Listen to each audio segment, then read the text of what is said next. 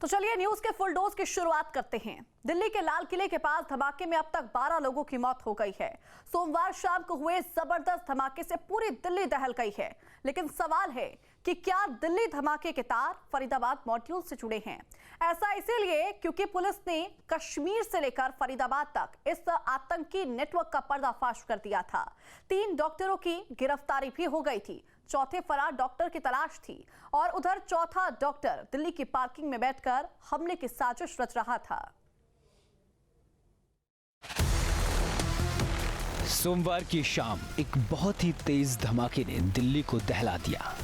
शाम 6:51 पर Lal Qila metro station के गेट नंबर 1 के पास चलती कार में जबरदस्त विस्फोट हुआ।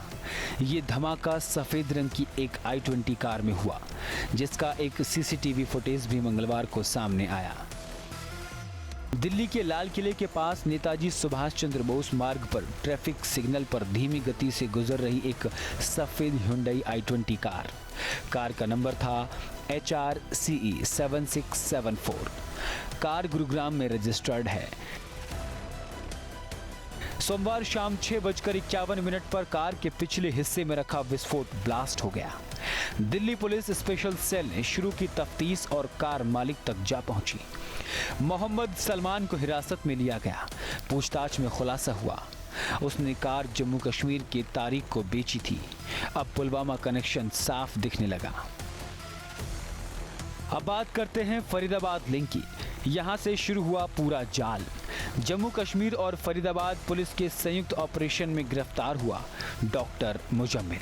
पुलवामा का रहने वाला ये सीनियर डॉक्टर अल फलाह यूनिवर्सिटी में काम करता था। पूछताछ में राज खोला। फिर फरीदाबाद में मिला 2900 किलो संदिग्ध विस्फोटक, 20 टाइमर, 20 बैटरियां, 8 बड़े और 4 छोटे सूटकेस में छिपाया गया सामान, यानी किसी बड़े विस्फोट की तैयारी।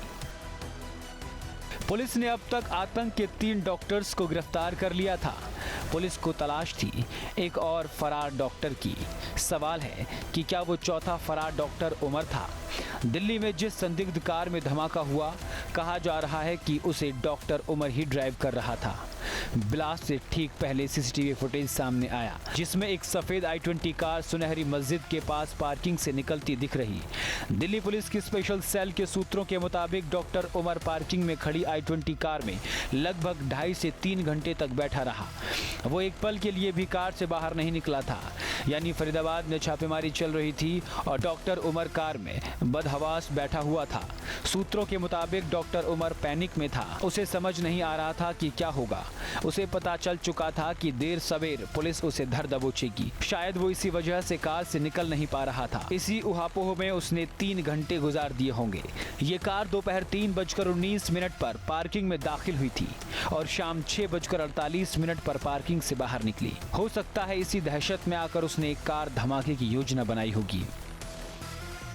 शुरुआत में कहा गया जिस कार में धमाका हुआ उसमें अकेले डॉक्टर उमर नहीं था।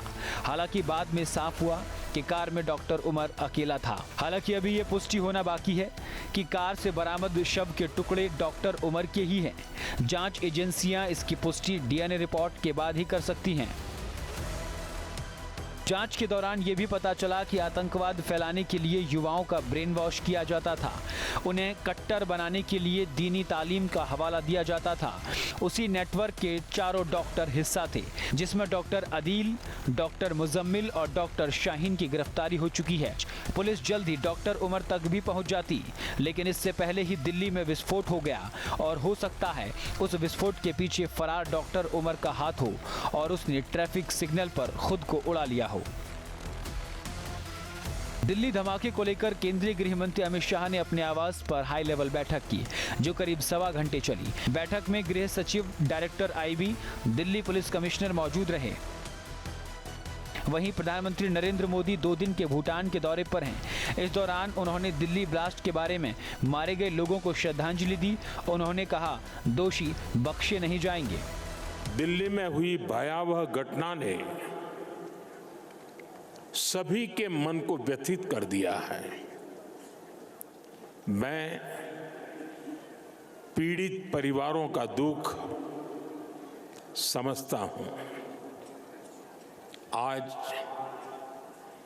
पूरा देश उनके साथ खड़ा है। हमारी एजेंसियां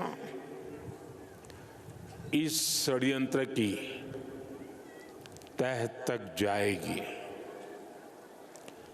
इसके पीछे के षड्यंत्रकारियों को बख्शा नहीं जाएगा। दिल्ली पुलिस ने लाल किले के पास हुए विस्फोट को लेकर यूएपीए के तहत एफआईआर दर्ज कर ली है। सुरक्षा एजेंसियों ने आत्मघाती हमले के एंगल से भी जांच शुरू कर दी है। मौके से आरडीएक्स के सबूत नहीं मिले हैं। सूत्रों ने बताया कि पुलिस की शुरुआती जांच से पता चलता है कि लाल किले के पास हुए विस्फोट में अमोनियम नाइट्राइट फ्यूल और डेटोनेटर का इस्तेमाल किया गया है। सुरक्षा एजेंसियों ने एहतियातन मेट्रो स्टेशन के 2 गेट बंद कर दिए हैं। इसके साथ ही लाल किले को भी 13 नवंबर तक के लिए बंद कर दिया गया है। Team news state. जहां भक्ति है हर शब्द में, कथाओं में छुपे हैं दिव्य रहस्य और ज्योतिष देता है जीवन को दिशा। धर्म से जुड़ी हर बातों को जानने के लिए हमारे चैनल स्तुति को सब्सक्राइब करें। चैनल पर जाने के लिए इस लिंक पर क्लिक करें।